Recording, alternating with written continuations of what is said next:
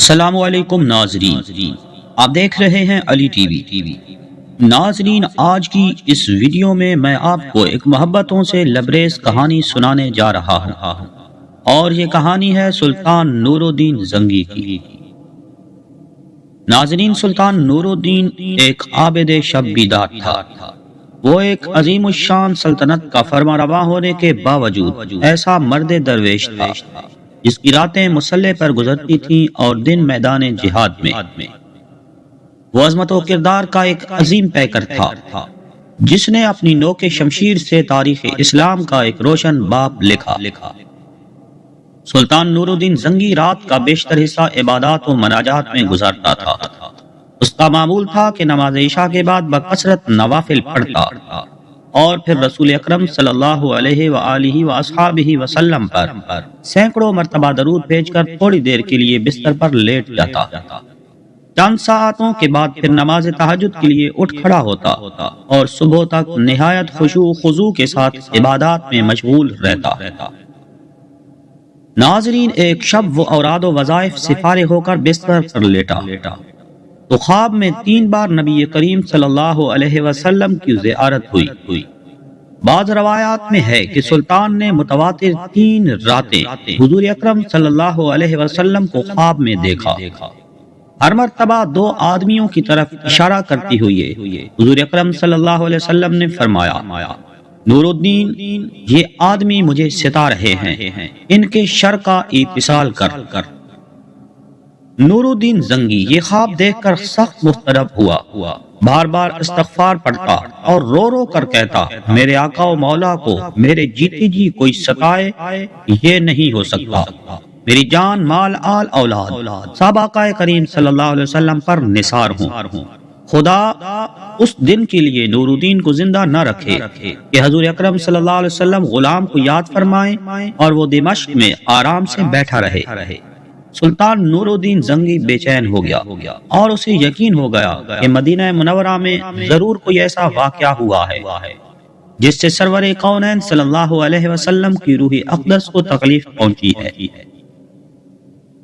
خواب سے بیدار ہوتی ہی اس نے چند سرگردہ لوگوں کو ساتھ لیا اور بہت سا خزانہ گھوڑوں پر لدوا کر مدینہ منورہ کی طرف روانہ ہو گیا۔ اہل دمشق سلطان کے یکایک عازم سفر ہونے سے بہت حیران ہوئے، لیکن کسی کو معلوم نہ تھا کہ اصل بات کیا ہے۔ دمشق سے مدینہ منورہ پہنچنے میں عام طور پر 20-25 دن لگتے تھے، لیکن سلطان نے یہ فاصلہ نہایت تیزی کے ساتھ طے کیا اور 16ویں دن مدینہ منورہ جا پہنچا۔ اہل مدینہ اس کی اچانک آمد پر حیران رہ گئے۔ سلطان نے آتے ہی شہر میں آنے جانے کے دروازے بند کرا دیے، پھر منادی کرا دی کہ آج تمام اہل مدینہ اس کے ساتھ کھانا کھائیں گے۔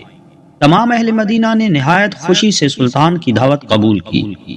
اس طرح مدینہ منورہ کے تمام لوگ سلطان کی نظر سے گزر گئے، لیکن ان میں وہ آدمی نہیں تھے جن کی شکلیں اسے خواب میں دکھائی گئی تھی۔ سلطان نے اکابر شہر سے پوچھا کہ کوئی ایسا شخص تو باقی نہیں رہا جو کسی وجہ سے دعوت میں شریک نہ ہو سکا ہو۔ انہوں نے عرض کی کہ اہل مدینہ میں سے کوئی شخص ایسا نہیں رہا جو دعوت میں شریک نہ ہوا ہو، البتہ 2 خدا رسیدہ مغربی جو مدت سے یہاں مقیم ہیں نہیں آئے۔ یہ دونوں بزرگ عبادت میں مشغول رہتے ہیں، اگر کچھ وقت بچتا ہے تو جنت البقیع میں لوگوں کو پانی پلاتے ہیں، اس کے سوا وہ کسی سے ملتے ملاتے نہیں۔ سلطان نے حکم دیا، ان دونوں کو بھی ضرور جہاں لاؤ۔ جب وہ دونوں سلطان کے سامنے حاضر کیے گئے تو اس نے ایک نظر میں پہچان لیا کہ یہ وہی 2 آدمی ہیں جو اسے خواب میں دکھائے گئے تھے۔ انہیں دیکھ کر سلطان کا خون کھول اٹھا، لیکن تحقیق حال ضروری تھی کیونکہ ان کا لباس زاہدانہ اور شکل و صورت مومنوں کی تھی۔ سلطان نے ان دونوں سے پوچھا، تم دونوں یہاں کہاں رہتے ہو؟ انہوں نے بتایا، روضہ اقدس کے قریب ایک مکان کرائے پر لے رکھا ہے اور اسی میں ہر وقت ذکر الہی میں مشغول رہتے ہیں۔ سلطان نے ان دونوں کو وہیں اپنے آدمیوں کی نگرانی میں چھوڑا اور خود اکابر شہر کے ہمراہ اس مکان میں جا پہنچا۔ یہ ایک چھوٹا سا مکان تھا جس میں نہایت مختصر سامان مکینوں کی زاہدانہ زندگی کی شہادت دے رہا تھا۔ اہل شہر ان دونوں کی تعریف میں رطب اللسان تھے اور بظاہر کوئی چیز قابل اعتراض نظر نہیں آتی تھی، لیکن سلطان کا دل مطمئن نہیں تھا۔ اس نے مکان کا فرش پھونک بجا کر دیکھنا شروع کیا۔ یکا یک سلطان کو ایک چٹائی کے نیچے فرش ہلتا ہوا محسوس ہوا۔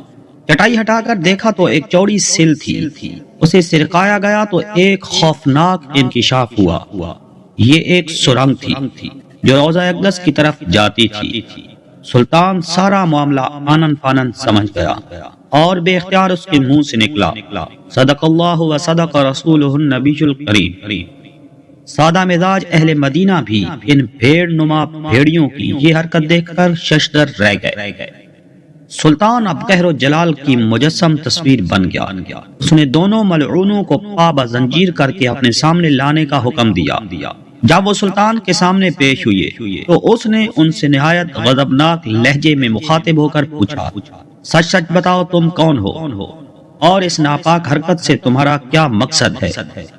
دونوں ملعونوں نے نہایت بے شرمی اور ٹھٹائی سے جواب دیا، اے بادشاہ ہم نصرانی ہیں۔ بعض روایاتوں میں یہ دونوں یہودی تھے یہ بھی لکھا ہوا ہے، اور اپنی قوم کی طرف سے تمہارے پیغمبر کی لاش چرانے پر مامور ہوئے ہیں۔ ہمارے نزدیک اس سے بڑھ کر اور کوئی کار ثواب نہیں، لیکن افسوس کہ عین اس وقت جب ہمارا کام بہت تھوڑا باقی رہ گیا تھا تم نے ہمیں گرفتار کر لیا۔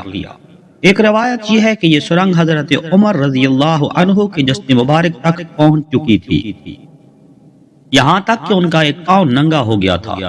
سلطان کا پیمانہ صبر لبریز ہو گیا۔ اس نے تلوار کھینچ کر ان دونوں بدبختوں کی گردنیں اڑا دی اور ان کی لاشیں بھڑکتی ہوئی آگ کے الاؤ میں ڈلوا دی۔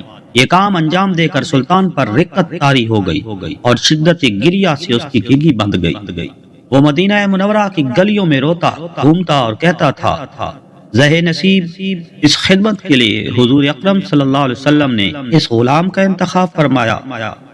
جب ذرا قرار آیا تو سلطان نے حکم دیا روضہ نبوی صلی اللہ علیہ وسلم کے گرد ایک گہری خندق کھود دی جائے اور اسے پگھلے ہوئے سیسے سے پاٹ دیا جائے۔